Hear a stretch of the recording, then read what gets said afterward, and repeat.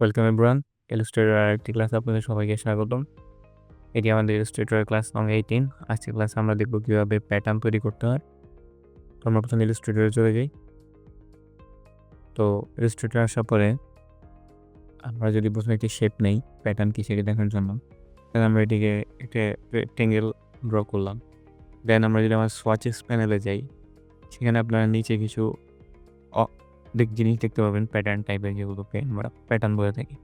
Random shape টাইপের fill colour, যেগুলো বিভিন্ন ডিজাইনের ফিল থাকে, সেগুলো হচ্ছে আমাদের প্যাটার্ন। আমরা চাইলে আমরা যদি এই শেপগুলোকে বড় ছোটও করি, তাও এটিকে সেমভাবেই দেখা যায়। আমরা দেখবো আজকে কীভাবে এরকম প্যাটার্ন তৈরি করতে হয়। আমরা প্রথমে এটিকে ডিলিট করে আমরা প্রথমে র্যান্ডম কিছু শেপ নিয়ে নিই, যেগুলো দিয়ে আমরা আজকে আমাদের প্যাটার্ন তৈরি করব।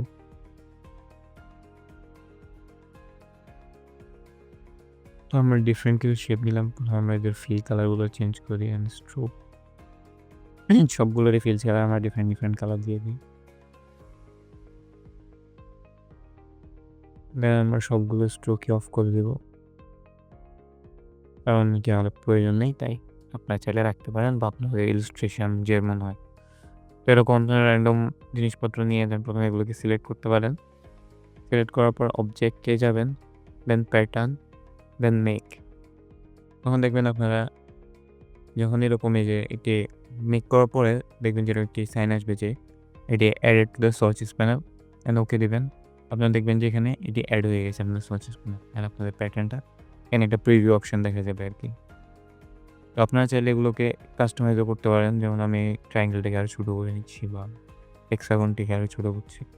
এভাবে আপনারা চাইলে কাস্টমাইজ করতে পারেন। যেমন এখান থেকে যদি প্যাটার্ন অপশন থেকে চাইলে এদেরকে কীভাবে আপনি সাজাতে চান সেটিও দেখতে পারবেন।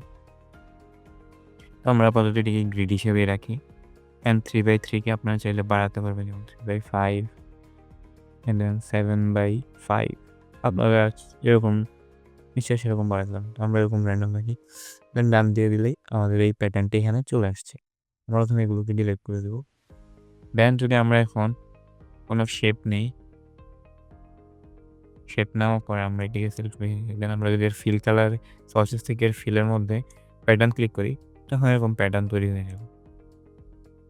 এখন আপনারা চাইলে এদেরকে ছোটো বড়ো করতে পারবেন, আপনাদের প্রয়োজন অনুসারে আপনারা এদের প্যাটার্নগুলো তৈরি করতে পারবেন।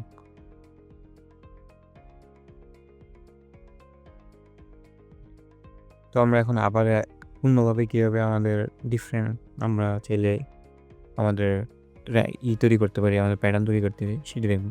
আমরা প্রথমে আবার কিছু স্কেল নিয়ে নিই, দেন আমরা এদের ফিল কালারগুলো চেঞ্জ করে নিই।